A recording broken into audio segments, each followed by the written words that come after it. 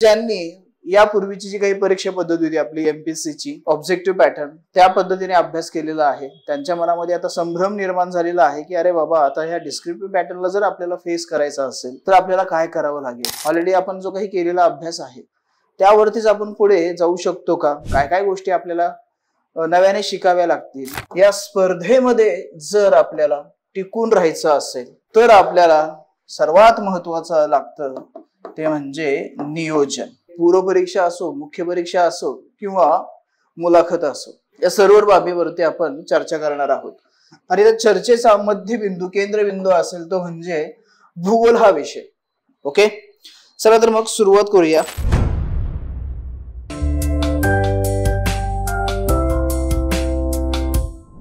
2025 पासून एमपीएससी हे काय झालेले आहे, वर्णनात्मक म्हणजेच ज्याला आपण डिस्क्रिप्टिव्ह पॅटर्न जे म्हणतो त्या पद्धतीची आता ही परीक्षा पद्धती झालेली आहे. आता डिस्क्रिप्टिव्ह पॅटर्न मध्ये पहिल्या मुळामध्ये बऱ्याच गोष्टींना आपल्याला काय केलेलं आहे, एक भीती निर्माण केलेली आहे. बाऊ आपल्या मनामध्ये तयार झालेला आहे. जसा लहानपणीचा बाऊ असतो जो की आजपर्यंत आपल्याला दिसला नाही, तशाच पद्धतीचा इथं काहीतरी आपल्याला बाऊ निर्माण झालेला आपल्याला दिसतो जो की पुढे दिसणार नाही. परंतु तो दिसू नये, तशी आपल्यावरती वेळ येऊ नये म्हणून असं जर आपल्याला वाटत असेल तर मग आपल्याला काय करावं लागेल, तर आपल्याला या परीक्षा पद्धतीचं विषयानुसार नियोजन करावं लागेल. काय करावं लागेल, विषयानुसार नियोजन करावं लागेल. आपण याला स्पर्धा परीक्षा असं म्हणतो. भले मग ते यूपीएससी असो किंवा एमपीएससी असो, हे काय आहेत, स्पर्धा परीक्षा आहेत. या स्पर्धेमध्ये जर आपल्याला टिकून राहायचं असेल, मग यूपीएससी असो किंवा एमपीएससी असो, तर आपल्याला सर्वात महत्वाचं लागतं ते म्हणजे नियोजन. संपूर्ण विषयाचं, संपूर्ण परीक्षेचं, मग ते पूर्व परीक्षा असो, मुख्य परीक्षा असो किंवा मुलाखत असो, या सर्व टप्प्यांवरती आपल्याला काय करावं लागतं, नियोजन करावं लागतं. आणि आजचं जे आपलं नियोजन असणार आहे ते भूगोल या विषयाचं काय असणार आहे, नियोजन असणार आहे. प्लस त्यासोबतच आपण कोणतं संदर्भ साहित्य आपण वाचलं पाहिजे, रेफर केलं पाहिजे, ते देखील पाहायचं आहे. नुसतंच नियोजन असून चालणार नाही, तर त्यासोबतच आपल्याला संदर्भ साहित्य कोणतं आपण रेफर करावं, वाचावं, हे देखील तेवढंच इम्पॉर्टंट आहे. त्या अनुषंगाने जे काही नवीन आपले विद्यार्थी मित्र आता अभ्यासाला सुरुवात करतायत किंवा ज्यांनी यापूर्वीची जी काही परीक्षा पद्धती होती आपली एमपीएससीची ऑब्जेक्टिव्ह पॅटर्न त्या पद्धतीने अभ्यास केलेला आहे, त्यांच्या मनामध्ये आता संभ्रम निर्माण झालेला आहे की अरे बाबा, आता ह्या डिस्क्रिप्टिव्ह पॅटर्नला जर आपल्याला फेस करायचा असेल तर आपल्याला काय करावं लागेल, काय काय गोष्टी आपल्याला नव्याने शिकाव्या लागतील, किंवा जो काही आपण ऑलरेडी शिकलेल्या गोष्टी आहेत, ऑलरेडी आपण जो काही केलेला अभ्यास आहे त्यावरतीच आपण पुढे जाऊ शकतो का, या सर्व बाबीवरती आपण चर्चा करणार आहोत. आणि त्या चर्चेचा मध्यबिंदू, केंद्रबिंदू असेल तो म्हणजे भूगोल हा विषय. ओके, चला तर मग सुरुवात करूया या भूगोल विषयाला आणि त्याच्या नियोजन आणि संदर्भ साहित्याला. आता सर्वप्रथम मुद्दा येतो, म्हणजे पहिली पायरी काय येते आपल्या समोर, तर ती असते पूर्व परीक्षा. पूर्व परीक्षेमध्ये भूगोल या विषयाला किती महत्व आहे. आता पूर्व परीक्षेचा सिलेबस तुम्हाला माहितीच आहे, तरी पण मी एक वेळेस दाखवतो तुम्हाला इथं पूर्व परीक्षेचा सिलेबस. ओके, हा आपला पूर्व परीक्षेचा काय आहे, अभ्यासक्रम आहे.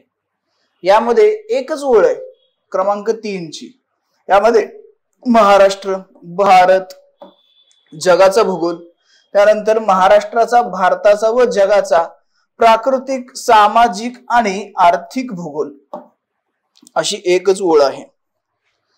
ओके, आता हे एमपीएससी ला पण आणि युपीएससी ला पण, कारण एमपीएससी ने काय केलेलं आहे, युपीएससीचा कॉपी टू कॉपी, माशी टू माशी अशा पद्धतीने सिलेबस काय केलेला आहे, कॉपी केलेला आहे. ओके, मग या पूर्व परीक्षेमध्ये आता आपण एमपीएससी ला फॉलो करायचं की युपीएससी ला फॉलो करायचं, आपल्याला दोन्हीलाही फॉलो करायचं. दोन्ही मध्ये भूगोलाला महत्व आहेच.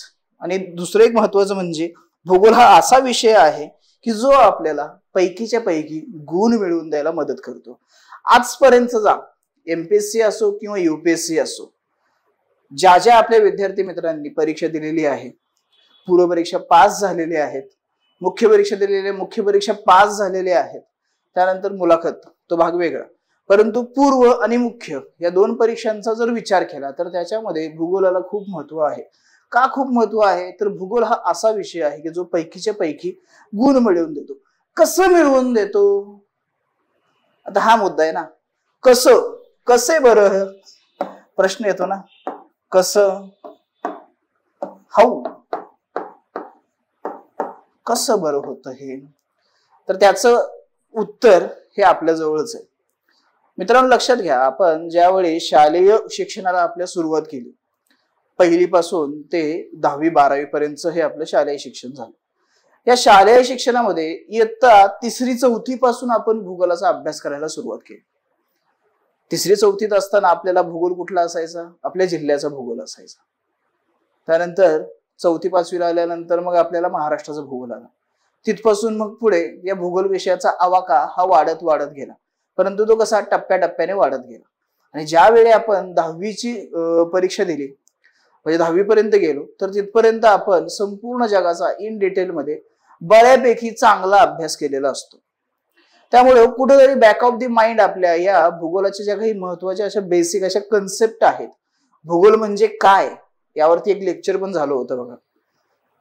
त्यानंतर आणखीन एक लेक्चर झालं होतं महाराष्ट्राचा विशेष संदर्भ म्हणजे काय, भूगोलाशी रिलेटेड असणारा, ते पण तुम्ही लेक्चर पाहू शकता. त्यामध्ये पण तुम्हाला बऱ्याच गोष्टी क्लिअर होतील. ओके, तर परत आपल्या विषयाकडे येऊया. तर आपण भूगोल हा आजपर्यंत अभ्यासलेला आहे, बऱ्याच गोष्टी आपण अभ्यासलेल्या आहेत. ओके, फक्त आता काय करायचंय आपल्याला, त्याला परत एकदा त्या आठवणींना काय करायचंय, उजाळा द्यायचा आहे. परत नव्याने त्या गोष्टी काय करायच्या आहेत, आपल्याला पडताळून पाहिजे आहेत. परत त्याच आठवणी जर आपण पुसल्या, त्यावरती बसलेली जी धूळ आहे ती पुसली आपण, तर त्या नव्याने अशा चमकायला लागतात. तेच इथं आपल्याला करायचं.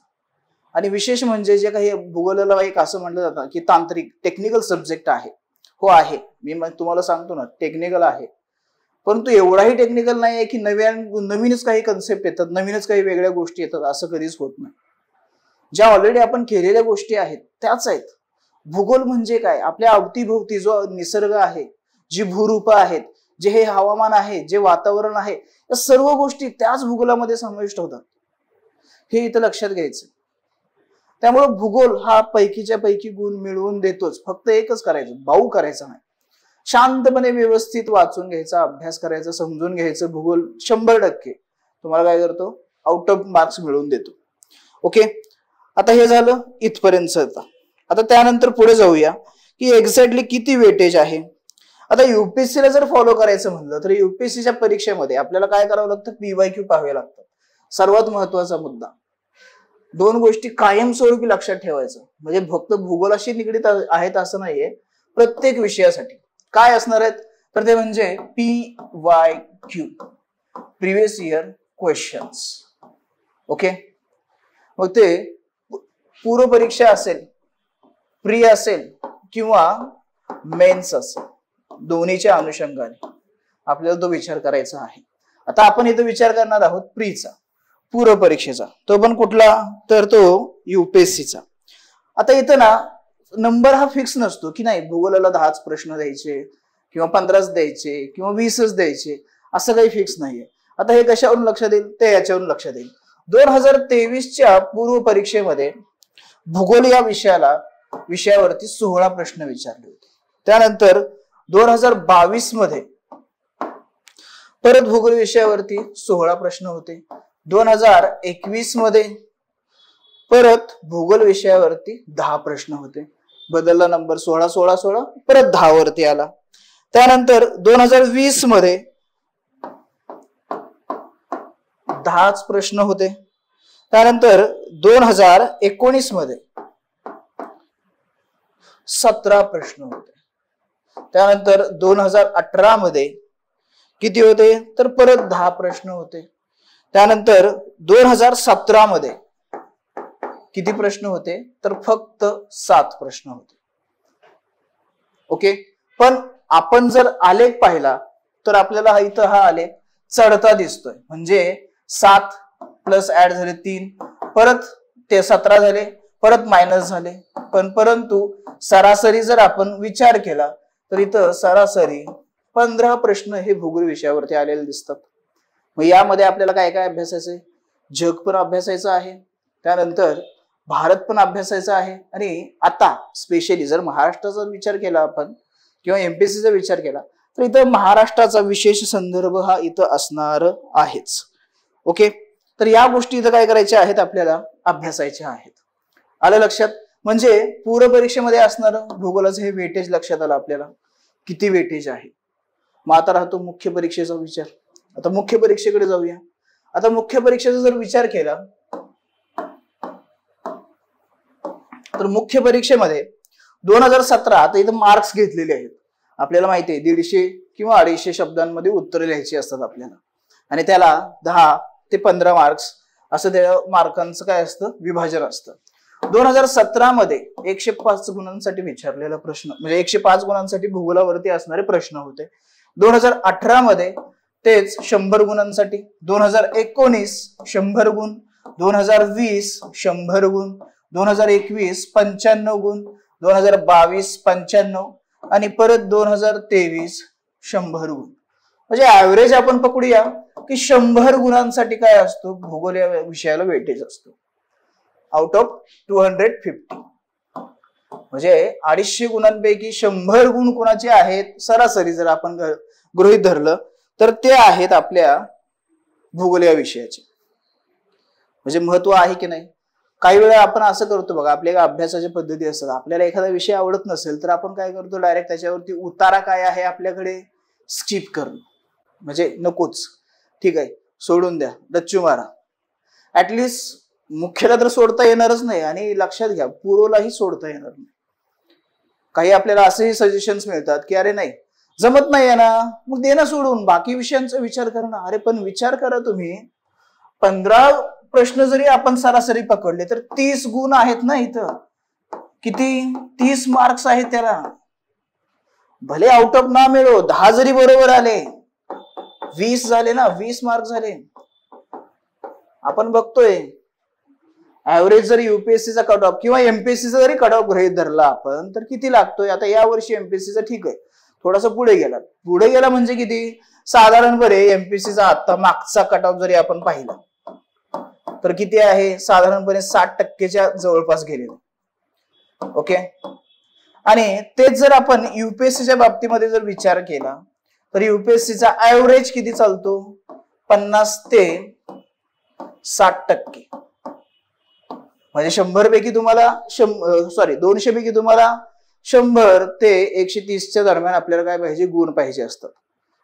आता कॅटेगरी वाईज बदलू शकतं, पण ओपन आपण एक जनरल जरी आपण विचार केला जनरल कॅटेगरीचा, तर आपल्याला काय कन्फर्म जर तुम्हाला प्रिलिम पास व्हायचं असेल तर तुम्हाला किती गुण हवेत? 130 प्लस पाहिजेच, म्हणजे पाहिजेच. त्यामध्ये 130 मध्ये हे 20 ऍड ऑन करा ना. आणखीन चांगला भूगोल आपल्याला जमत असेल, लॉजिक डेव्हलप झालेलं असेल आपलं, काय म्हणतोय मी, लॉजिक डेव्हलप झालेलं असेल तर हे आणखीन 25 पर्यंत जाऊ शकतं. आणि जसं मी सुरुवातीला सांगितलं आउट ऑफ मार्क्स मिळू शकतात, तर मग तर 30 आहेतच ना, 30 आहेतच. मग किती पाहिजे?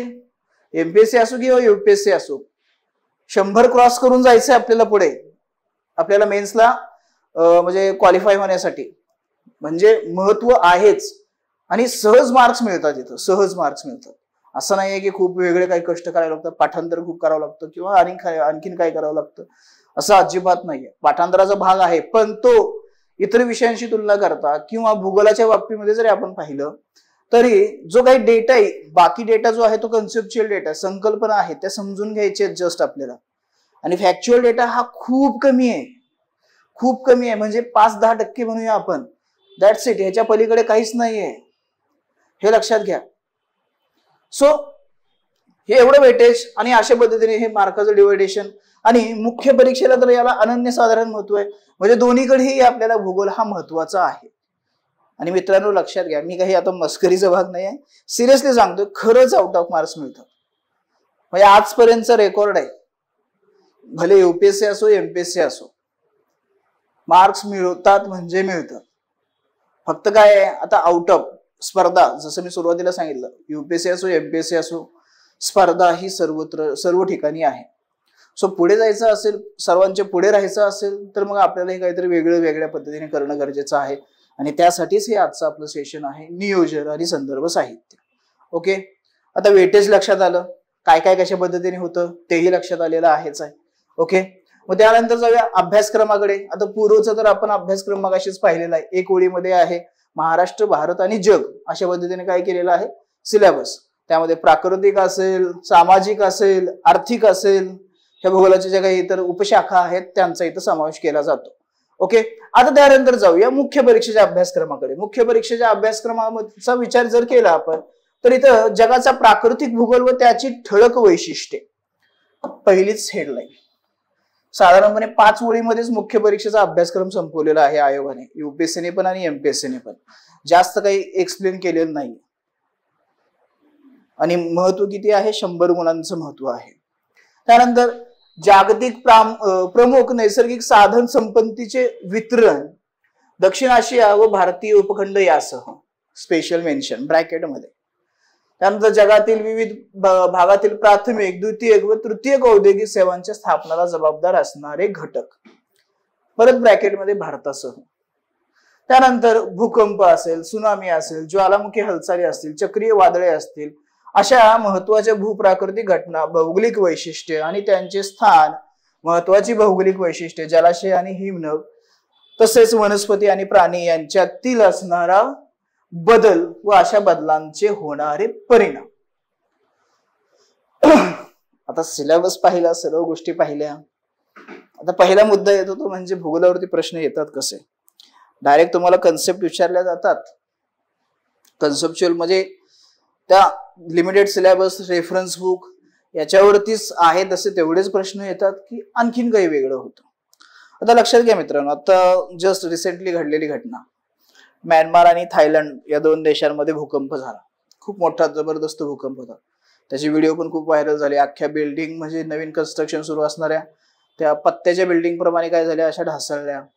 बरोबर. त्यानंतर बरेच काही रस्ते खचले, जमिनीला भेगा पडल्या, अशा बऱ्याच काही घटना घडल्या. आता ही घटना कशी आहे, प्राकृतिक आपदा आहे, नैसर्गिक संकट आहे. हे नैसर्गिक संकट कशाशी निगडीत आहे, कोणत्या घटनेशी निगडीत आहे, ती भूकंपाशी निगडीत आहे. भूकंप होतो, भूकंप म्हणजे भूकंप, भू म्हणजे धरणी, धरणीचा होणारा कंप. धरणी अशीच हलते का, आपोआप हलते का, नाही ना, त्याच्या पाठीमागे काहीतरी कारण असेल ना. काय कारण आहे भूकंपाची कारण? भूकंप फक्त ज्वालामुखीच्या उद्रेकामुळेच होतो असं आहे का, नाही. त्याला आणखीन काही कारण असतील. फक्त टेक्टॉनिक प्लेट्सच्या सरकण्यामुळे, हालचालीमुळे भूकंप होतो का, नाही. आणखीनही बरीच कारण आहेत. म्हणजे हे नाही कारण असं नाही, हेही कारण आहेत. ज्वालामुखी आहे, भूपट्ट विवर्तनिका ज्याला आपण म्हणतो, प्लेट टेक्टॉनिक्स ते आहे. बरोबर. त्यानंतर अंतर्गत भागामध्ये होणारे पोकळी निर्माण होणारे जो काही भाग आहेत त्यामुळे देखील भूकंप होतात. जलाशयाच्या साठ्यामुळे देखील भूकंप होतात. हा अभ्यासक्रमाचा भाग आहे आपला. ह्या काय झाल्या, बेसिक कन्सेप्ट झाल्या. आपण काय घटना पाहिली, करंटमध्ये भूकंप झाला, कुठं, या देशामध्ये भूकंप झाला. मग त्याच्याशी रिलेटेड आपल्याला प्रश्न विचारला जातो. म्हणजे टेस्ट काय केलं जातं, तुमच्या बेसिक कन्सेप्ट क्लिअर आहेत का? यस, क्लिअर आहेत. सांगा ही घटनेची इथं काही घडलेली आहे, या घटनेचा आणि याचा संबंध काय आहे, तुम्ही स्पष्ट करा, चर्चा करा यावरती, बोला, सांगा आम्हाला कशामुळे झालं ही घटना, काय काय कारण आहेत. मग हे आपल्याला असं एकमेकांना कनेक्ट करता आलं पाहिजे. म्हणजे काय, आपल्याला भूगोलाचा बेसिक कन्सेप्ट, पाया आपला मजबूत असणं गरजेचं आहे. प्लस त्यासोबतच आपल्याला ज्या काही दैनंदिन चालू घडामोडी घडत आहेत जगामध्ये, सर्वच ठिकाणी, या भूतलावरती, या पृथ्वीवरती, या सर्व गोष्टींचं काय करायचं आहे, तर आपल्याला आढावा घ्यायचा आहे. याच्याशी नेहमी अपडेट राहायचंय, कनेक्ट राहायचंय. ओके, ह्या इथं 2 गोष्टी लक्षात ठेवायची की बेसिक कन्सेप्ट प्लस आपल्याला करंट रिलेटेड ज्या काही आपल्या भूगोलाशी रिलेटेड ज्या काही घटना असतील तर त्या घटना काय करायच्या आहे, आपल्याला अपडेट ठेवायच्या आहेत, आपल्या अभ्यासक्रमाशी रिलेट असणाऱ्या. ओके, आता त्यानंतर आणखीन एक मुद्दा येतो. आता काय होतं माहितीये का, ज्यावेळी आपण UPSC MPSC डिस्क्रिप्टिव्ह पॅटर्न प्रमाणे तयारी करायला लागतो त्यावेळी ना आपल्या समोर भला मोठा सिलेबस आपल्याला दिसायला लागतो. मग त्यामध्ये आपण बरेच मधले मार्ग शोधायला लागतो की कुठल्या विषयाचा कुठं आपल्याला फायदा होऊ शकतो का. मग जसं की आपला ऑप्शनल असेल किंवा इतर काही विषय आहेत, मग त्या विषयांमध्ये एकमेकांना काही कोरिलेट करता येतं का याचा आपण विचार करायला लागतो. यस, तर तिथंही आपल्याला भूगोलाला कोरिलेट करता येतं इतर विषयांशी. म्हणजे भूगोलाचा अभ्यास करत असताना आपल्याला इतर विषयांचा अभ्यासामध्ये देखील काय होते, मदत होते. मग असे कोणते विषय आहेत, तर यामध्ये प्रामुख्याने पहिला निबंध असेल, दुसरा IR म्हणजे इंटरनॅशनल रिलेशन्स असतील. ओके, आणि त्यानंतर पेपर 3 मध्ये असणारा जो काही आपला पर्यावरण हा घटक आहे, पर्यावरण हा भाग आहे तो असेल. तर इथं देखील आपल्याला काय होतं, भूगोल हा विषय किंवा याचा अभ्यास आपल्याला तिथं मदत करतो. म्हणजे तिथला आपला अभ्यासाचा जो काही ताण आहे तो इथं भूगोलाच्या अभ्यासामुळे कमी व्हायला लागतो. ओके, फक्त काय आहे ते इंटरलिंक कसं करायचं, या भूगोल या विषयामधल्या ज्या काही आपल्या कन्सेप्ट आहेत त्याचा पर्यावरणाशी काही संबंध आहे का, IR म्हणजे आंतरराष्ट्रीय संबंधाशी काही संबंध येतोय का, निबंधामध्ये काही संबंध येतोय का, ते देखील आपल्याला पाहावं लागतं. आता पाहावं लागतं म्हणजे काही तिथं शोध करायचं, रिसर्च करायचं असं काही नसतं. तो विषय आला समोर की आपल्याला काय होतं की लगेच त्या गोष्टी आपल्याला कनेक्ट करता येतात. आता उदाहरणार्थ निबंधाचा विषय, निबंध आपण पाहिला, जर निबंधाचा विषय अशा स्वरूपामध्ये आला की हिमालयन जे काही पर्वतरांग आहे किंवा ही हिमालय पर्वतरांगा आहेत, या हिमालय पर्वतरांगांमध्ये मोठ्या प्रमाणामध्ये काय होतं, भूस्खलनाच्या घटना घडताना आपल्याला दिसून येत आहे. आता त्या भूस्खलनाशी निगडीत असणाऱ्या एखाद्या निबंधासाठी विषय तुम्हाला दिला. मध्ये मध्यंतरी आता आपण पाहिलं की मागच्या 1-2-3 वर्षामध्ये आपण नेहमी ऐकतोय की या ठिकाणी भूस्खलन झालं, एवढ्या लोकांचा मृत्यू झाला, तिथलं एवढी वित्तीय हानी झाली, तिथलं एवढं असं काही बऱ्याच काही गोष्टी त्याचे परिणाम आपल्याला पाहायला मिळतात. मग तिथं आपल्याला आता ते करंट तर आपण वाचलेले, ती बातमी वाचलेली, त्याच्या पाठीमागची कारणं कुठे भूगोलामध्ये. कारण भूगोलाचा अभ्यास आपण केलेला आहे, भूरूपशास्त्र आपण पाहिलेलं आहे. येतं लक्षात भूरूपशास्त्र, त्याच्या पाठीमागचं मेकॅनिझम काय आहे, या सर्व गोष्टी आपल्याला तिथं लक्षात घ्याव्या लागतात. ओके, आता जाऊया पुढच्या मुद्द्याकडे. आता भूगोल विषयातील मुख्य घटक कोणते, ते कशा पद्धतीने आपल्याला मॅनेज करायचे असतात ते आता आपल्याला पाहिजे. यामध्ये पहिलं आपण विभाजन करू भूगोलाचं, ते म्हणजे प्राकृतिक भूगोल यामध्ये. त्यानंतर दुसरं मानवी भूगोल, तिसरा भारताचा भूगोल आणि चौथा म्हणजे महाराष्ट्राचा भूगोल. ओके, आता थोड्या वेळासाठी भारत आणि महाराष्ट्र आपण वेगळा ठेवूया. ओके, ज्यावेळी आपण प्राकृतिक भूगोलाचा अभ्यास करतो किंवा विचार करतो प्राकृतिक भूगोलाचा, आता हा प्राकृतिक भूगोल म्हणजेच काय हो, तर हा खरा आपला पाया आहे भूगोल या विषयाचा. म्हणजे भूगोल या विषयाची सुरुवातच इथून होते, प्राकृतिक भूगोलापासून. भूगोल या विषयाची सुरुवात या प्राकृतिक भूगोल इथून सुरुवात होते.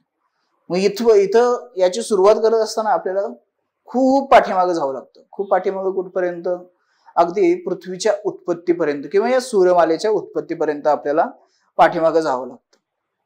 मग तिथपासून ते आतापर्यंत जी काही प्राकृतिक स्वरूप आहेत आपल्या समोर, मग ती मैदानं असतील, पठारं असतील, पर्वतरांगा असतील, टेकड्या असतील, समुद्र असतील किंवा महासागर असतील, ज्वालामुखीय पर्वत असतील, ज्वालामुखीने निर्माण केलेली भूरूप असतील, हवामान असेल म्हणजेच हवामानशास्त्र असेल, सागर पाहिला आपण, सागरशास्त्र असेल, भूरूप असतील. आता ही भूरूपच आहेत ना सर्व, जी काही आता मी सांगितले तुम्हाला, ही भूरूप असतील, ही भूरूपशास्त्रामध्ये आपण घेतो.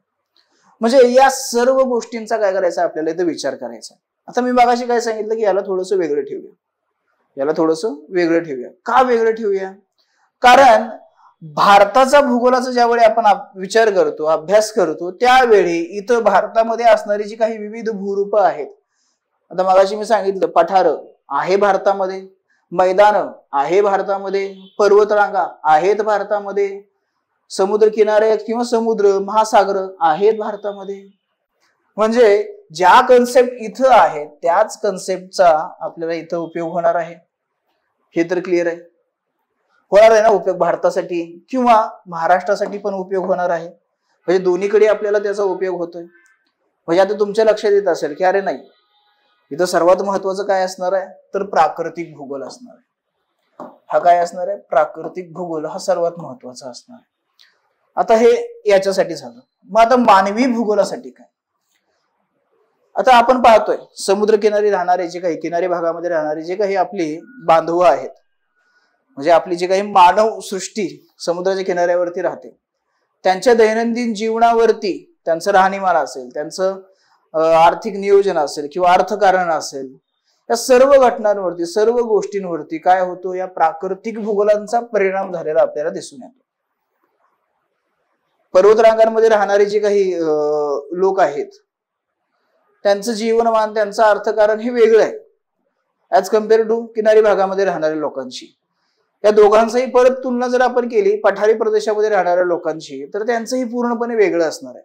या तिघांचंही परत, पठारी, पर्वतीय, किनारी प्रदेशामध्ये राहणाऱ्या लोकांचा परत आपण मैदानी प्रदेशामध्ये राहणाऱ्या लोकांशी जर तुलना केली किंवा कंपॅरिझन केलं, तर तिथंही आपल्याला परत जाणवते की अरे नाही, पूर्णपणे हे वेगळं आहे. परत या चारही घटकांचा आपण जर विचार केला की आपले जे काही काय म्हणतो डेझर्ट, आपले मरुस्थळ जे आहेत, वाळवंटी प्रदेश जो आहे, त्याचा जर आपण विचार केला तर तिथलंही परत अर्थकारण, सामाजिक जीवन, या सर्व घटना, सर्व गोष्टी काय आहेत, परत त्याच्यामध्ये बदल झालेला असतो. म्हणजे याचा परिणाम इथंही झालेला आहे प्राकृतिक भूगोलाचा. म्हणजे लक्षात घ्या, प्राकृतिक भूगोल ज्या बेसिक कन्सेप्ट आहेत त्या खूप महत्वाच्या आहेत. त्या बेसिक कन्सेप्ट व्यवस्थित क्लिअर करून घेणं खूप गरजेचं असणार भूगोलामध्ये. ओके, आणि खूप साध्या साध्या सिंपल अशा कन्सेप्ट आहेत. आता हे आपल्याला नियोजन करायचंय. आता नियोजन संदर्भ साहित्यामध्ये जाणार आहे, सांगणार आहे काय काय, कशी सुरुवात करायची, काय करायचं ते पाहायचंच आहे आपल्याला. परंतु एक लक्षात घ्यायचं मित्रांनो, मी मागाशी सांगितलं की आपण 5वी पासून ते 10वी 12वी पर्यंत भूगोलाचा अभ्यास केलेला आहे. भले मग तुम्ही 10वी नंतर सायन्सला गेलात किंवा कॉमर्सला गेलात, तिथं भूगोल नसेल, परंतु 10वी पर्यंत केलेला आहेच. सो आपल्याला सुरुवात करत असताना काय करायचे, अगदी बेसिक पासून करायचे. म्हणजे सर्व पहिला वाचून घ्यायचं. आणि ज्यावेळी आपण मेन कोर्स असतं ना, स्टार्टर झालं आपलं, स्टार्टरमध्ये आपण काय मसाला पापड किंवा ते पनीर चिल्ली, काय पनीर टिक्का खाल्ला, त्यानंतर ज्यावेळी मेन कोर्सचा विचार येतो, त्यावेळी प्राकृतिक भूगोल हा आपला काय असणार आहे, प्राधान्यक्रमामध्ये सर्वात पहिला प्राधान्यक्रम याला द्यायचा, प्राकृतिक भूगोलाला, आणि मग त्यानंतर पुढे जायचं. हे एकदा आपण कोळून प्यालो की ह्या गोष्टी ऑटोमॅटिक आपल्याला क्लिक व्हायला लागतात. ओके, मग या प्राकृतिक भूगोलामध्ये काय काय असतं बरं, तर इथं असतात पहिला भूरूप, ज्याला आपण भूरूपशास्त्र म्हणतो, त्यानंतर असतो सागरशास्त्र, त्यानंतर असतो हवामानशास्त्र. मध्ये भूरूपशास्त्रामध्ये परत पहिल्या सुरुवातीला प्राकृतिक भूगोलाची सुरुवातच मुळात काय होते, पृथ्वीच्या उत्पत्तीपासून होते.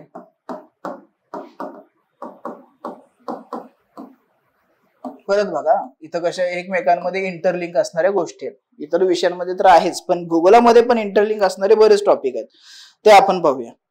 मग इथं पृथ्वीची उत्पत्ती, या पृथ्वीच्या उत्पत्ती वेळी असणारे जे काही म्हणजे परिस्थिती असेल, आता यासाठी वेगवेगळे विचारवंतांनी वेगवेगळे सिद्धांत मांडलेले आहेत. म्हणजे सर्व सिद्धांत पाठ पाहिजे का, नाही, जस्ट तुम्ही वाचून घ्या की काय सांगितलं, कुठल्या तत्ववेत्याने, कुठल्या विचारवंताने काय सांगितलेलं आहे, कुठली थेअरी मांडलेली आहे, जस्ट समजून घ्यायचं. परंतु त्यानंतर जो काही पुढचा घटनाक्रम आहे, म्हणजे पृथ्वीची रचना असेल,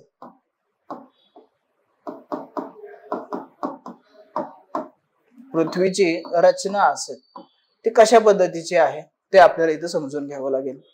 म्हणजे पृथ्वीचा जो काही, ही आपली पृथ्वी, त्यानंतर गाभा, त्यानंतर प्रावरण, आणि त्यानंतर मग आपलं जे काही असणारं जे काही शिलावरण किंवा वरचा भूपृष्ठ भाग आहे तो, ही रचना कशा पद्धतीची आहे, याच्यामधलं जे मेकॅनिझम आहे ते काय आहे, मग ते इथं कनेक्ट होतं. कुठं, या भूरूपामध्ये. त्यानंतर सागरशास्त्र हा पण एक महत्वाचा घटक आहे. आता सागरशास्त्राचा ज्यावेळी आपण विचार करतो, सागरशास्त्रामध्ये सागरी प्रवाह असतील, ओके, सागरी जीवन असेल, ओके, त्यानंतर सागरी साधन संपत्ती असेल,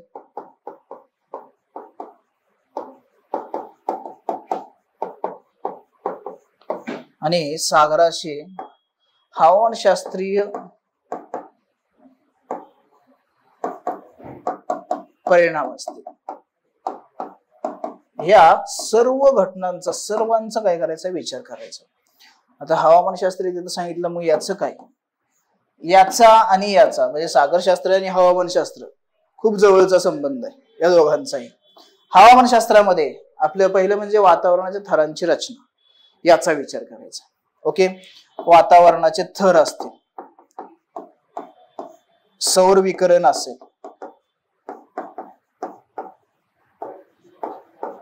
उष्णतेचं सौर बजेट म्हणूया आपण त्याला. ओके,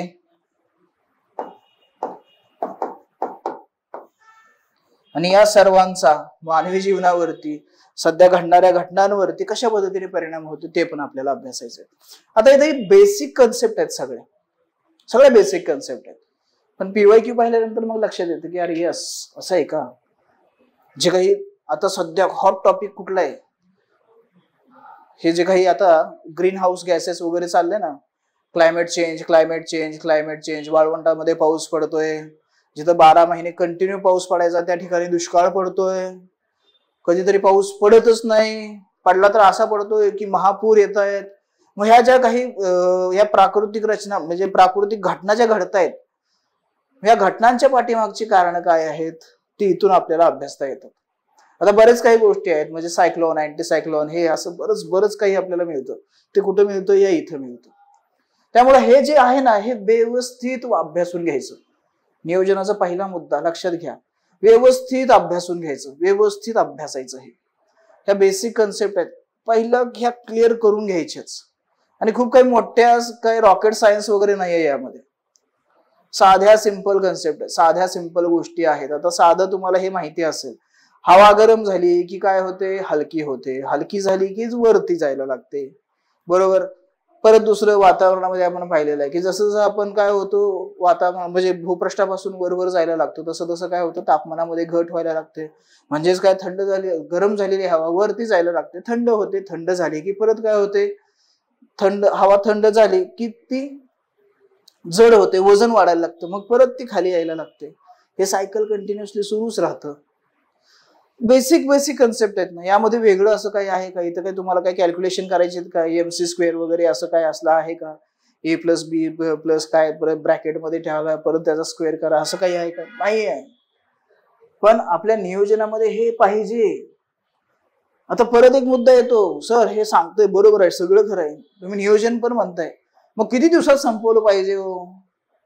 आता एक लक्षात घ्या मित्रांनो, तसं सांगायला गेलं तर मग मी सांगेन की नाही ठीक आहे, भले तुम्हाला मग हार्डली 1.5 महिना खूप झाला असं मी सांगू शकतो. पण आता प्रत्येकालाच 1.5 महिन्यामध्ये हे होईल, जमेल असं नाही. कारण प्रत्येकाची क्षमता ही वेगळी. काही लोकांना, काही विद्यार्थ्यांना आपल्या काय होत, भूगोल हा अवघड वाटतो, त्यामुळे समजून घ्यायला थोडस जड जातं. पण काही आपले असे विद्यार्थी मित्र असतात की त्यांना हे पटकन समजतं, पटकन क्लिक होतात गोष्टी अशा. मग ते काय करतात, पटापटा समजतात, वाचून घेतात, सगळ्या गोष्टी अभ्यासतात आणि मग त्यानंतर पुढे जातात. मग अशांना विद्यार्थ्यांना काय होईल, पटकन समजून जाईल, पटकन त्यांचं होऊन पण जाईल. सो त्या वेळेवरती तुम्ही फोकस नका करू. जे करतोय ना व्यवस्थित करायचं. आता ते किती वेळ द्यायचा, काय करायचं, ज्यावेळी आपण पर्सनली भेटू, 1 to 1 आपण भेटू, त्यावेळी मग आपल्याला कळेल की अरे हा, आपल्याला एवढा वेळ द्यावाच लागेल. आपण म्हणतो ना, म्हणून तर आपण सांगतो की प्रत्येक विद्यार्थ्याची क्षमता ही वेगळी आहे. मग त्या क्षमतेनुसार त्याला ते टाइम टेबल दिलं पाहिजे, त्याला टार्गेट दिलं पाहिजे, तरच ते शक्य आहे की तेवढ्या वेळेमध्ये ते पूर्ण करू शकतील. नाहीतर सर्वांना एक समान कायदा जर आपण लागू केला की नाही, सर्वांनी काय करायचं, ह्या स्पेसिफिक दिवसांमध्ये काय करायचंय, हा विषय संपवून टाकायचा, तर नाही. भले संपेल ही, पण जे काही क्वांटिटिव्ह जे आपण म्हणतो ना आउटपुट, पण ते क्वालिटीमध्ये कन्वर्ट नाही होत. क्वांटिटिव्ह भेटतो आपल्याला की हा ठीक आहे, तू एवढे पुस्तकं एवढे हे वाचून काढलेलं आहे, व्हेरी गुड, वेल डन, चलो दुसरा विषय. पण क्वालिटी कुठे आहे, क्वालिटीचा आउटपुट पाहिजे ना. मग क्वालिटीचा आउटपुट हवं असेल तर मग आपल्याला व्यवस्थित त्याला वेळ देणं गरजेचं आहे, व्यवस्थित त्या पद्धतीने आपल्याला त्या गोष्टी समजून घेणं गरजेचं आहे, तरच मग आपल्याला पुढे त्याचा बेनिफिट मिळतं. नाहीतर नुसतं पळतोय काही मिळणार नाही, हे लक्षात घ्या. त्यानंतर पुढे आता हे भूरूपशास्त्र डिटेलमध्ये परत सांगितलेलं आहे की कोणकोणते घटक असतील, काय असणार आहे. इथं भूकंप असेल, ज्वालामुखी असेल, खडक, पृथ्वीच्या अंतरंगाची रचना असेल. ओके, तर ह्या गोष्टी तर आपल्याला अभ्यासायच्या असतात. त्यानंतर पुढे हवामानशास्त्र हा एक सर्वात महत्वाचा हॉट टॉपिक आहे. यावरती थोडस व्यवस्थित लक्ष द्यायचं. ओके, हवामानशास्त्रावरती, कारण मोस्ट ऑफ दी घटना ज्या आता सध्याच्या घडीमध्ये घडत आहेत किंवा ज्या संपूर्ण जगभरामध्ये ज्या गोष्टीची चर्चा सुरू आहे ते म्हणजे हवामान बदलाची. जे काही हवामान बदल घडतोय सध्या, आता रिसेंटली एक न्यूज आली 2023 पासून सरासरी संपूर्ण पृथ्वी ग्रहाचं तापमान 1.5 डिग्री सेल्सिअसने काय झालेलं आहे, वाढलेलं आहे. आणि ते कमी होण्याची शक्यता आता खूप कमी आहे. कारण काय, तर आपले हे ग्रीन गॅसेसचा जो काही इफेक्ट आहे तो तीव्रतेने काय झालेला आहे आपल्याला आता जाणवतो. म्हणजे 1.5 डिग्री सेल्सिअसने आता तापमान वाढलं. म्हणजे इथून पुढचे जे काही उन्हाळे असतील, हिवाळे असतील आणि पावसाळेही असतील किंवा वर्षभराचं जे सरासरी तापमान जे असायचं त्या सरासरी तापमानामध्ये काय करायचंय, 1.5 डिग्री सेल्सिअसची वाढ आपल्याला काय करायची, ऍड करायची, त्यामध्ये जोडायची. हे लक्षात घ्या. म्हणजे सरासरी समजा आपल्या भारत देशाचं तापमान हे किती आहे, वर्षभराचं 25 डिग्री सेल्सिअस, तर इथून पुढे आपल्याला ते 26.5 डिग्री सेल्सिअस म्हणायचं. ओके, तर हे एक आता रिसेंट म्हणजे आलेली बातमी तुम्हाला सांगितली. मग आपल्याला परत इकडे जायचं, काय कारण आहेत, कशामुळे हे घडून येतंय, कुठले कुठले गोष्टींचा परिणाम हा इथं दिसून येतो आपल्याला. औद्योगिकरण आहे किंवा इतर काही प्रदूषणाची कारकं आहेत. बरं, एक लक्षात घ्या मित्रांनो, आता आपण काय करतो, नेहमी चर्चेत असणारे मुद्दे म्हणजे प्रदूषण किंवा ह्या गोष्टी त्या गोष्टी अशावरती फोकस करतो. पण काही नैसर्गिक घटना देखील असतात ना की ज्याच्या परिणाम स्वरूप काय होतं, तर हे संपूर्ण जे काही आपलं हवामान आहे, हवामानशास्त्र आहे, ते कोलमडतं, ते बिघडतं. त्याचं गणित जे आहे, त्याचं एक सायकल जे आहे, त्याच्यामुळे अडथळे निर्माण व्हायला लागतात. सर्व घटनांचा एकत्रित परिणाम हा इथं समोर दिसतो आपल्याला. फक्त एकाच गोष्टीला ब्लेम करून किंवा एकाच गोष्टीवरती बोट ठेवून नाही जमणार. ओके, मग ते कुठे लक्षात येतं आपल्याला, तर ह्या इथं लक्षात येतं. म्हणजे चालू घडामोडी प्लस या बेसिक कन्सेप्ट आपल्या. ओके, म्हणून काय म्हणलं की हा खूप महत्वाचा टॉपिक आहे. यामध्ये तापमान, दाब, वायू प्रणाली, आर्द्रता, बाष्पीभवन, पर्जन्यमान असे विविध हवामानशास्त्रीय संबंधित घटक असतात.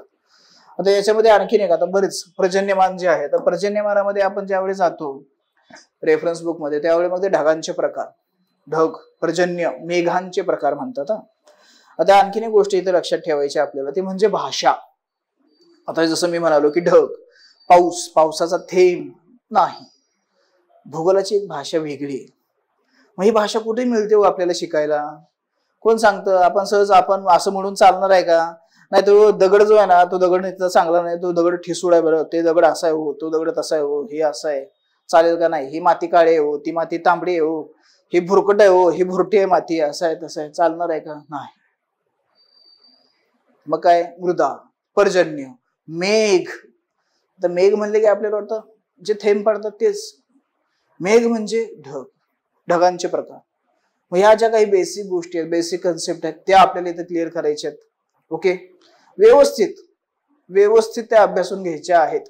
ओके, आणि जर आपण PYQ पाहिले, मेन्सचे असतील किंवा प्रीचे असतील, प्रिलिम मध्ये थोडंसं चेंज होऊ शकतं, कारण त्यामध्ये वेटेज काय थोडंसं जगाला असेल, भारताला असेल, आणि MPSC विचार केला तर मग आपल्या महाराष्ट्रालाही त्यामध्ये वेटेज मिळू शकतं. पण इथं ना काही प्रश्न हे असे असतील की जे फिजिकल जॉग्राफी म्हणजे प्राकृतिक भूगोलावरती असतील, काही मग बाकी इतर आर्थिक असेल, सामाजिक असेल, मानवी भूगोल असेल, इतर टॉपिकशी रिलेटेड असणारे प्रश्न असतील. परंतु ज्यावेळी मेन्सकडे जातो आपण, त्या मेन्समध्ये सर्वाधिक वेटेज आपल्याला या प्राकृतिक भूगोलाशी रिलेटेड असणाऱ्याच प्रश्नांचं दिसून येतं. सो प्राकृतिक मध्ये ह्या सर्व घटनांचा किंवा या सर्व मुद्द्यांचा समावेश होतो. त्यामुळे इथं आपल्याला व्यवस्थित अभ्यास करणं गरजेचं आहे. त्यानंतर सागरी भूगोल किंवा ज्याला आपण सागरशास्त्र असं म्हणतो. आता यामध्ये आपण पाहिलं की भरती असेल, सागरीय प्रवाह असतील, महासागराच्या लाटा असतील, सागराची तळरचना असेल, सागरी साधन संपत्ती असेल. ओके, मग आता याचाही मानवावरती किंवा मानवाशी रिलेटेड असणारा बराच मोठा असा मुद्दा आहे, ते देखील आपल्याला अभ्यासायचे आहे. तसेच परत आणखीन एक मुद्दा पुढच्या याच्यामध्ये येतो, पर्यावरणीय भूगोल, हा देखील आपल्याला इथं अभ्यासायचा आहे. जसं मी म्हणालो मागाशी की पेपर 3 मधला पर्यावरणचा जो टॉपिक आहे त्याला देखील आपल्याला काय करायचं आहे, इथं रिलेट करायचं आहे किंवा त्याच्याशी अभ्यासामध्ये आपल्याला इथूनच काहीतरी इम्पोर्ट एक्सपोर्ट करायचं आहे. म्हणजे काही डेटा तिथं आपल्याला ट्रान्सफर करायचा, तिथला काही इथं आपल्याला ऍड करून घ्यायचं आहे. म्हणजे इंटरलिंक करून आपला अभ्यास काय होतो किंवा आपल्या अभ्यासाचं ओझं जे आहे ते कमी व्हायला मदत होते आपल्याला. ओके. त्यानंतर मानवी भूगोल. आता मानवी भूगोलामध्ये लोकसंख्या असेल, लोकसंख्येचा भूगोल असेल, आता या लोकसंख्येचं स्वरूप असेल, त्याची वैशिष्ट्ये असतील, जन्मदर, मृत्यूदर वाढीचा दर, ओके, या सर्व गोष्टींचा काय करायचा विचार करायचा. त्यासोबतच ते कसं विकसित आणि विकसनशील देशाच्या लोकसंख्येची वैशिष्ट्ये याचाही आपल्याला इथं विचार करायचा आहे. आता जसं मी मगाशी म्हणालो की आपल्याला काय हे प्राकृतिक भूगोलाशी रिलेट करता येतो, हे सर्वात महत्वाचं आहे. ज्या ज्या भागांमध्ये विकास झालेला आहे त्या भागामध्ये लोकसंख्या ही जास्त दिसून येते. ज्या भागांमध्ये जिथली जमीन जी आहे ती सुपीक आहे त्या भागांमध्ये देखील लोकसंख्या मोठ्या प्रमाणामध्ये दिसून येते. उदाहरणार्थ आपला मैदानी प्रदेश उत्तर भारतीय, त्यामध्ये बिहार असेल, युपी असेल, उत्तर प्रदेश असेल, दिल्ली असेल, हरियाणा असेल, पंजाब असेल, या राज्यांची लोकसंख्या खूप मोठी आहे. महाराष्ट्रामध्ये औद्योगिक विकास हे कारण आहे लोकसंख्या वाढीचं. औद्योगिक विकास जो काही आहे महाराष्ट्राचा खूप मोठ्या प्रमाणामध्ये झाला. मग ह्याही गोष्टी काय आहेत तर या लोकसंख्येमध्ये आपल्याला करता येतात. फक्त जन्मदर मृत्यूदर एवढंच नाहीये, हे आहेच, हे बेसिक आहे, पण याच्याही पुढे जाऊन आपल्याला विचार करावा लागतो. ओके. सो हा आपल्या नियोजनामध्ये असणारा भाग आहे, हे करायचंच आहे. आता नियोजनामध्ये सर नियोजन असं असतं का? हो, असंच असतं. काय काय अभ्यासायचंय, कशा पद्धतीने अभ्यासायचंय, हे नियोजन असतं.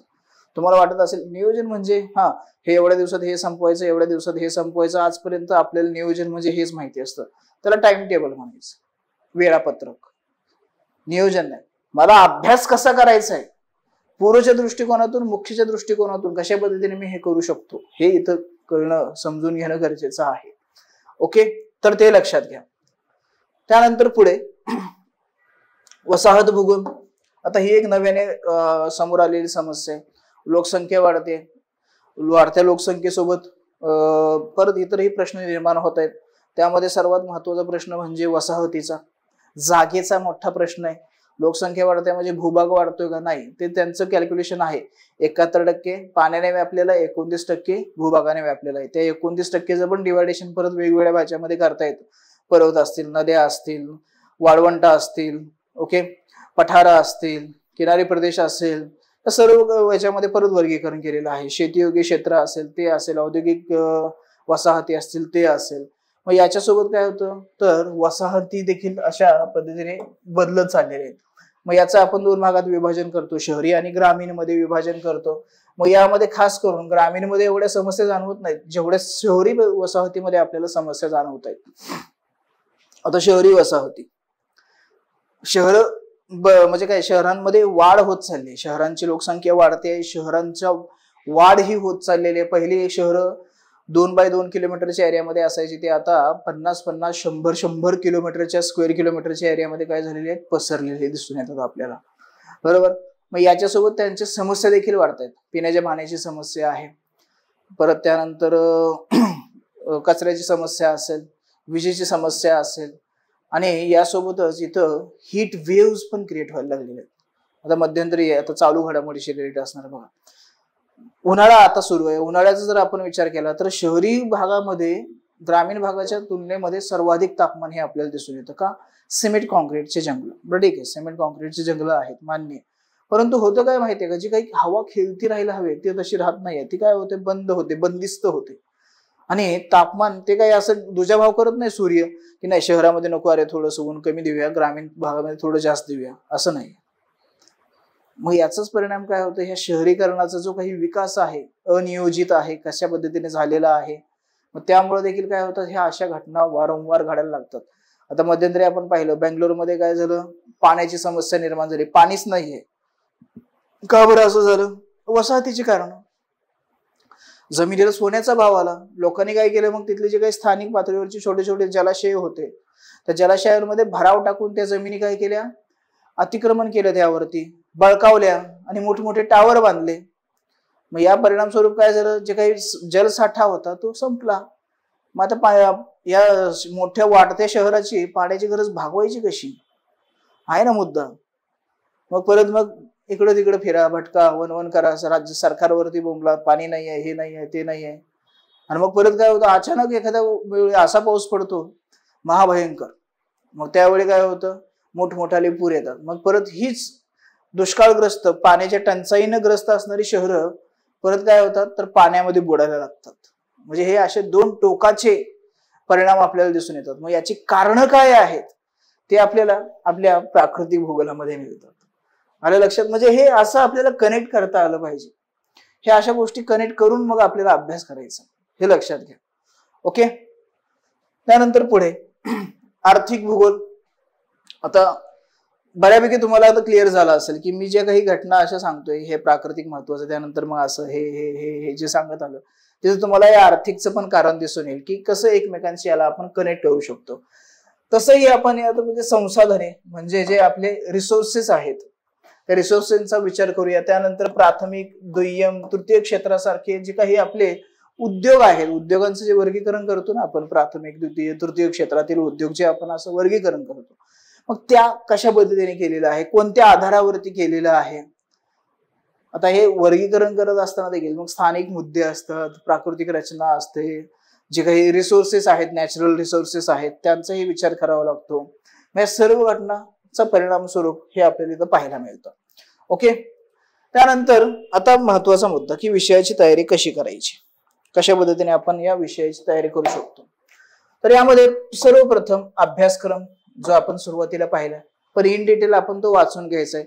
पण नुसतंच 4-5 ओळीचा अभ्यासक्रम वाचून होणार आहे का शक्य तर नाही. मग काय करावं लागेल, तो सिलेबस आपल्याला डिकोड करावा लागेल. डिकोडेड सिलेबस जो म्हणतो ना आपण, म्हणजे सिलेबसचं त्या अभ्यासक्रमाचं विश्लेषण करावं लागेल इन डिटेलमध्ये. आतापर्यंत जे पाहिलं तुम्ही ते तसंच डिकोडेड केलेला सिलेबस होता, पण तो फुल्ली नव्हता, शॉर्ट मध्येच होता. आणखीन त्यामध्ये बऱ्याच गोष्टी आहेत, बऱ्याच असे मुद्दे आहेत, बरेच असे सब टॉपिक आहेत की जे आपल्याला परत ऍड करावे लागतात. तो होतो मग पूर्ण आपला डिकोड केलेला सिलेबस. पण तो सिलेबस आपल्याला माहिती असणं गरजेचं असतं. हा पहिला मुद्दा. आणि 5 इम्पॉर्टंट पॉइंट आहेत हे. त्यानंतर PYQ चं विश्लेषण. मग याच्यामध्ये तुम्हाला पूर्व आणि मुख्य अशा दोन्ही अनुषंगाने हा विचार करायचा. आता असं नाही करत बसायचं पूर्वसाठी वेगळं करतो, मुख्यसाठी वेगळं करतो, नाही. आपण टार्गेट ठेवून एक समोर काय करतोय, प्रिपरेशन करतोय, तयारी करतोय. सो त्यामध्ये आपल्याला हा अप्रोच ठेवायचा आहे की पूर्व आणि मुख्य दोन्हींना मी एकत्रित सामावून घेऊन कशा पद्धतीने मी पुढे जाऊ शकतो. सो पूर्व आणि मुख्य दोन्हीही काय करायचंय, PYQ चं विश्लेषण करायचंय. कुठपर्यंत करायचं तर इथं हे लक्षात घ्या, 2017 पर्यंत करायचं. 2017 पर्यंत जायचं प्रिव्हियस इयरला, पाठीमागे. मग यामध्ये काय करायचं, MPSC ची प्रीचे पेपर आणि UPSC ची प्री आणि मेन्स असे दोन्ही करायचे. कारण आपले डिस्क्रिप्टिव्हचे MPSC चे खूप जुने पेपर आहेत, 2010 पूर्वीचे वगैरे. त्याचा इथं फायदा होईल असं मी म्हणू शकत नाही आता. मग याला आपल्याला एकच पर्याय आहे, ते म्हणजे UPSC ची मेन्सचे जे काही पेपर असतील त्याचं PYQ चं अनालिसिस करणे. त्यानंतर विषयाचा अभ्यास सुरू करायचा आपल्याला. मध्ये कशा पद्धतीने सुरू करायचं पुढे सांगतो, ज्यावेळी संदर्भ साहित्य येणार आहे त्यावेळी. त्यानंतर विषयाचं मूल्यांकन देखील करायचंय, त्यानंतर ते तिथंच कळेल. ओके. परंतु इथं लक्षात घ्या, मूल्यांकनचा अर्थ असा होतो की तुम्हाला इथं उत्तर लेखन करायचं आहे आणि त्या उत्तर लेखनामध्ये परत काय करायचं, जे काही सजेशन्स असतील, फीडबॅक ज्याला आपण म्हणतो, काही सुधारणा करायच्या आहेत, काय काही गोष्टी ऍड करायच्या, तेही आपल्याला इथं अभ्यासायचं किंवा लक्ष द्यायचं. ओके. आणि जे सजेशन आहेत त्या मग त्याच्यावरती दिलेल्या अभिप्रायावरती काय करणे, काम करणे. जो फीडबॅक दिलाय ना त्याच्यावरती काम करणे. तर हे 5 मुद्दे काय करायचे आपल्याला इथं लक्षात ठेवायचे. ह्या 5 गोष्टी लक्षात ठेवून मगच आपल्याला पुढे जायचं. त्यानंतर आता भारताच्या भूगोलामध्ये काय काय गोष्टी करायच्या ते लक्षात घेऊ. खास स्पेशली कशावरती आपल्याला अधिक फोकस करायचा आहे. भारताचे जे काही प्राकृतिक विभाग आहेत ना त्या प्राकृतिक विभागांचा व्यवस्थित अभ्यास करायचा. ओके. त्यानंतर दुसरा मुद्दा, भारताची जी काही नदी प्रणाली आहे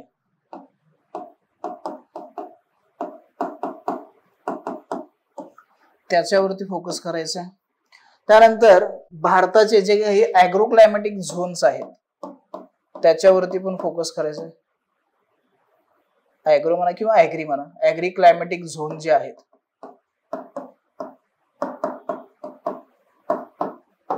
त्याच्यावरती पण लक्ष द्यायचं आहे. ओके. भारताचे जे काही आर्थिक भूगोल आहे, म्हणजे भारतातले जे काही उद्योगधंदे वगैरे जे आहेत, शेती असेल किंवा इतर काही शेतीशी रिलेटेड असणारे उद्योग असतील किंवा इतर काही उद्योग असतील, तर ते आर्थिक भूगोल म्हणून आपण भारताचा तो आपल्याला व्यवस्थित इथं अभ्यासायचा आहे. ज्यावेळी आपण भारतामध्ये येतो त्यावेळी इथं लक्षात घ्यायचं मित्रांनो, हे प्राकृतिक विभाग यांची रचना वगैरे हे याच्या पाठीमागच्या ज्या कन्सेप्ट आहेत ना, ते आपल्या ऑलरेडी जगाच्या किंवा प्राकृतिक भूगोलाच्या वेळी काय झालेले आहेत, क्लिअर झालेले आहेत. इथं ज्यावेळी येतो ना त्यावेळी स्पेसिफिक भारताच्या दृष्टिकोनातून आपल्याला विचार करायचा, हे लक्षात ठेवायचं. ते इन डिटेल मध्ये विथ फॅक्च्युअल डेटा, म्हणजे हिमालयाची रुंदी किती आहे, लांबी किती आहे, त्यामध्ये पासेस कोणते आहेत, कोणत्या राज्यामध्ये काय विशेष वेगळं वैशिष्ट्य आहे का, काय काय अशा घटना गोष्टी आहेत त्या विचार करायच्या. जे काही भारताचे प्राकृतिक विभाग आहेत त्यांचा किनारी प्रदेश, पठारी प्रदेश, वाळवंटी प्रदेश, मैदानी प्रदेश, या सर्व गोष्टींचा आपल्याला काय करायचं इथं विचार करायचा. बेटा असतील, या सर्व गोष्टी असतील, यांचा काय करायचं इथं आपल्याला विचार करायचा आहे. आणि त्याच पद्धतीने भारतामध्ये जे काही वसाहत असतील, वसाहताचा भूगोल जो आहे तो देखील आपल्याला काय करायचा आहे इथं विशेष करून लक्षात ठेवायचा आहे. ओके. तर हे 5 मुद्द्यांवरती खास आपल्याला फोकस करायचं आहे विशेष म्हणजे. त्यानंतर मग येतो महाराष्ट्राचा भूगोल. आता आपल्याला एमपीएससी ने सांगितलंय की महाराष्ट्राचा विथ स्पेशल रेफरन्स, पण एक लक्षात घ्या, जो अप्रोच आपण भारताच्या भूगोलासाठी ठेवलेला आहे, मी म्हणेल इथं प्लस करा आणि इथं महाराष्ट्राचा भूगोल करा.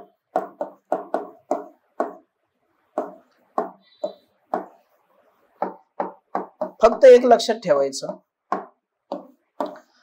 महाराष्ट्राशी रिलेट असणारे जे काही अशा महत्वाच्या घटना आहेत त्या घटना स्पेशली हायलाइट करून, अंडरलाईन करून काय करायचे लक्षात ठेवायचे आपल्याला. आता याच्यासाठी महाराष्ट्राच्या भूगोलाचा विशेष संदर्भ म्हणजे काय, हे लेक्चर जर तुम्ही पाहिलं नसेल तर ते आपल्या युट्यूब चॅनलवरती जा, तिथं ते लेक्चर पहा.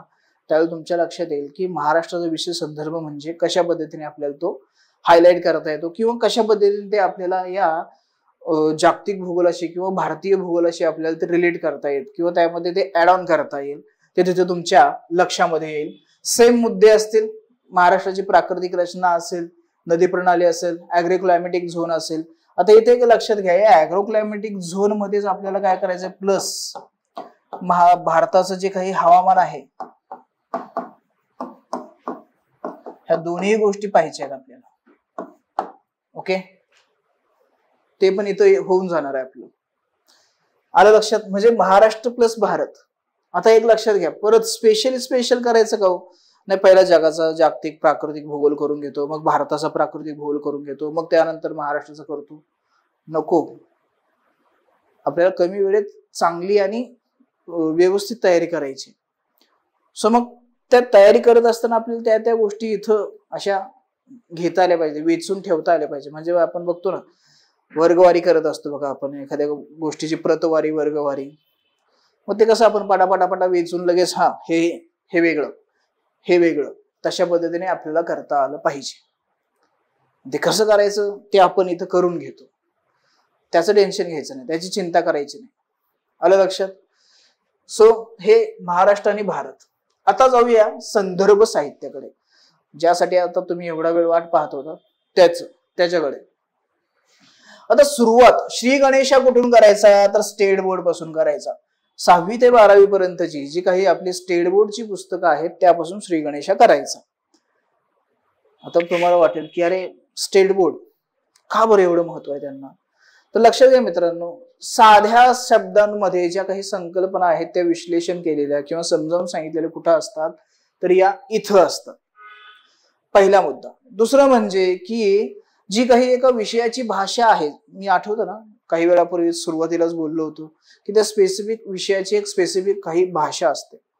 ती भाषा आपल्याला आत्मसात करायची असेल, ती उत्तर लेखनामध्ये ती यायला हवी आहे, ती यायला हवी आहे असं वाटत असेल तर मग आपल्याला स्टेट बोर्ड शिवाय पर्याय नाही. मग सर इथं नाही का समजा, अरे आहे नाही असं नाही, रेफरन्स बुक मध्ये नाहीये का? नाहीये का? आहे ना, तिथंही आहे. किंवा आपण ज्यावेळी शिकवतो तिथं वेगळी असते का? तिथंही तीच असते. परंतु ऑलरेडी ज्या काही बेसिक कन्सेप्ट आपण क्लिअर करून घेत असतो त्यावेळी जर ती भाषा आपल्या सोबत यायला लागली तर ती अधिक आपल्याला जवळची वाटायला लागते. सो तिथं ह्या गोष्टीही करायच्यात. म्हणजे बेसिक कन्सेप्ट तर क्लिअर होतीलच भूगोलाच्या, त्याचबरोबरने ती भाषा देखील आत्मसात व्हायला आपल्याला काय होते? मदत होते. त्यानंतर एनसीआरटी, IMP म्हणेल मी याला. हे IMP नाहीये का? आहे ना, हे पण IMP आहे. ओके, दोन्ही IMP. आता एक लक्षात घ्या, स्टेट बोर्ड ही वाचायचंय, एनसीआरटी ही वाचायचे. आता साधारणपणे जर आपण दोन्हींचा जरी विचार केला तर 6 ते 12 म्हणजे 6 पुस्तकं, इथंही 6 ते 12 म्हणजे 6 पुस्तकं. ओके, 12 पुस्तकं वाचायची. एनसीआरटी साईज पाहिली, त्यांचं जर हे गोष्टी पाहिल्या तर लक्षात येते की अरे नाही, एनसीआरटी मध्ये डेटा खूप आहे, खूप मोठी मोठी पुस्तकं आहेत. प्लस आपल्या महाराष्ट्रीयन मराठी मुलांसाठी आता सर्वांचीच इंग्लिश भाषा चांगली असते असं होत नाही. आता बरेच आपल्या मराठी विद्यार्थ्यांना आहे अडचणी इंग्रजी भाषेच्या.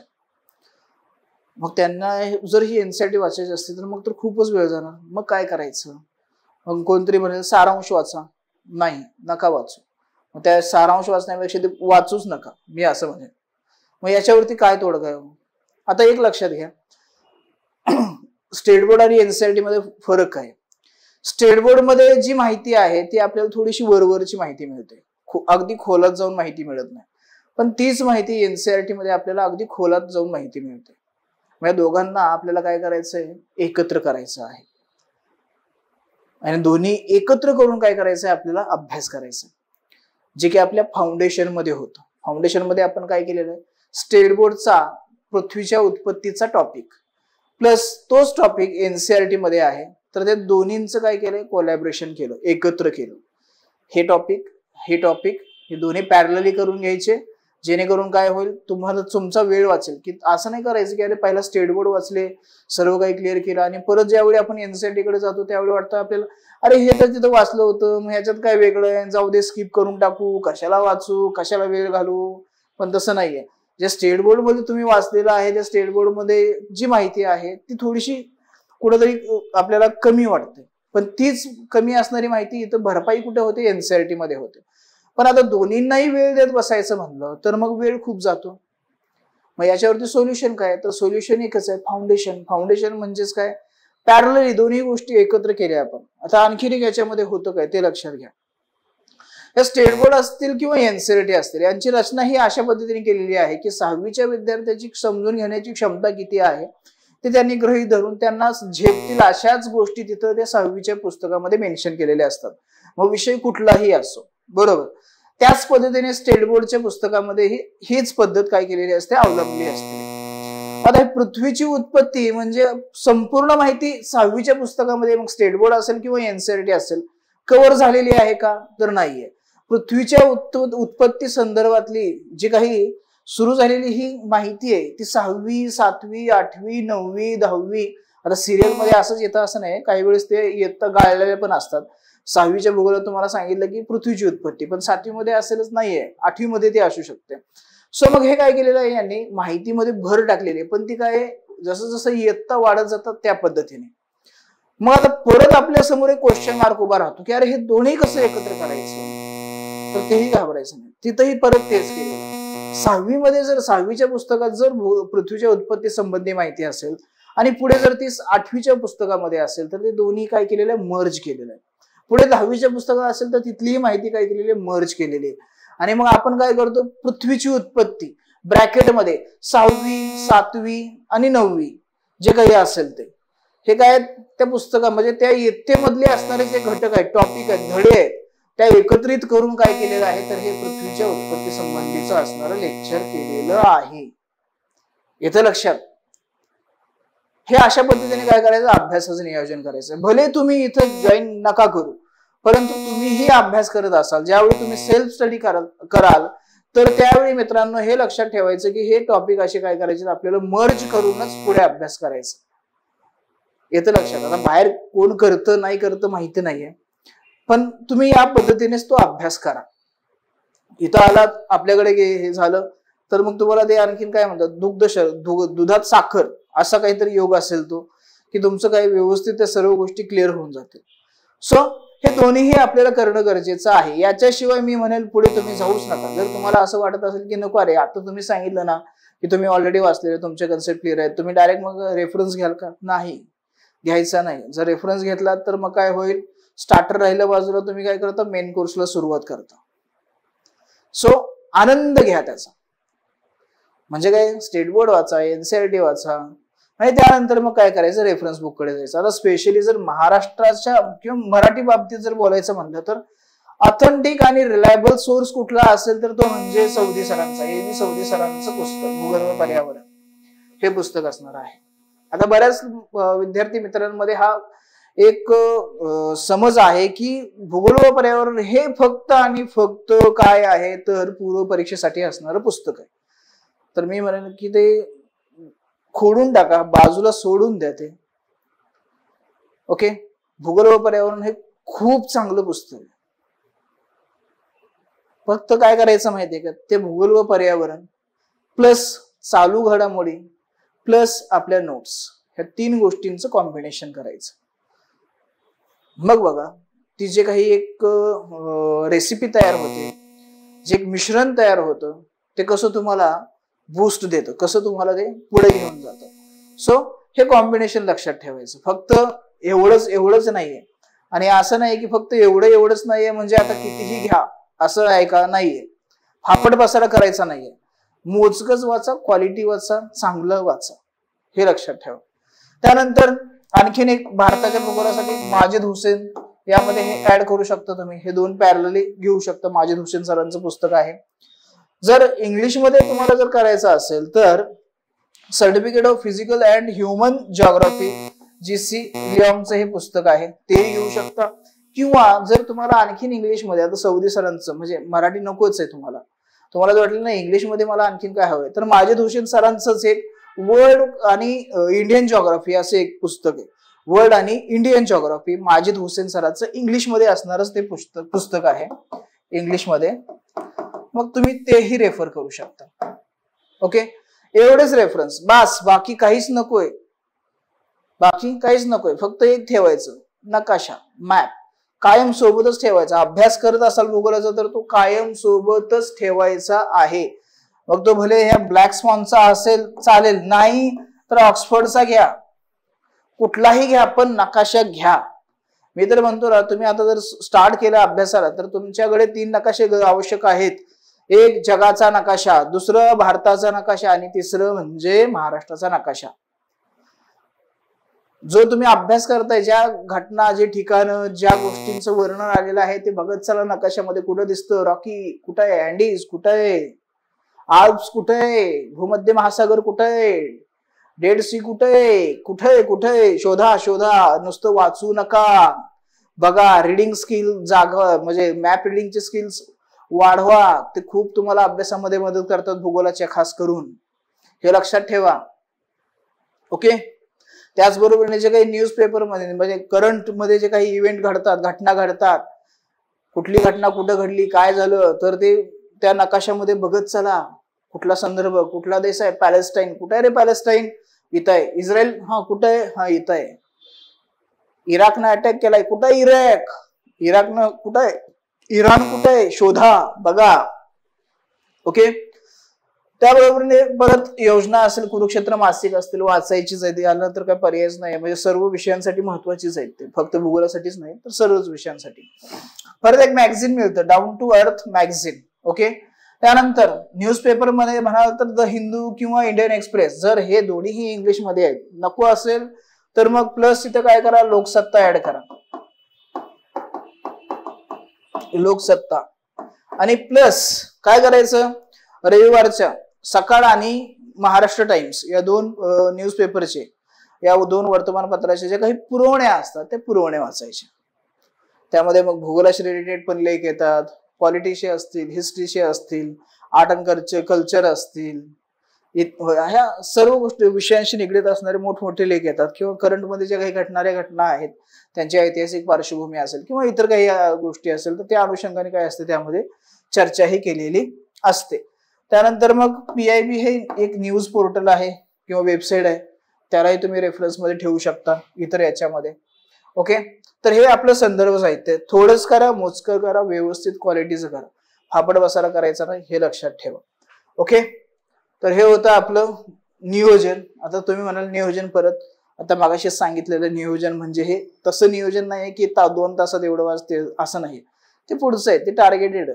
ओके, पण काय काय वाचायचं, कशा पद्धतीने वाचायचं, कसं समजून घ्यायचं, कसं त्याला कोरिलेट करायचं, कशा पद्धतीने आपल्याला अभ्यास सोपा करायचा, हे इथं माझा सांगण्याचा हा उद्देश होता. कोणाला काही अडचण असेल तर विचारू शकता कमेंट बॉक्समध्ये, आपल्या चॅट बॉक्समध्ये मेसेज करा. नसावी अडचण, जरी काही असेल तर आपल्या ऑफिसच्या नंबरवरती खाली जी पट्टी येते त्या पट्टीवरती नंबर येतात, त्यावरती कॉल करा. माझ्याशी बोलायचं असं सांगा, आपण बोलूया. काही अडचणी असतील त्यावरती चर्चा करूया आणि त्यावरती सोल्युशन काढूया. ओके, थांबूया मग इथं, भेटूया परत अशा नवीनच एका सेशनमध्ये. धन्यवाद. The officer your personal mentor चॅनलच्या नवनवीन अपडेट्ससाठी चॅनलला लाईक, सबस्क्राईब आणि शेअर करा. थँक्यू.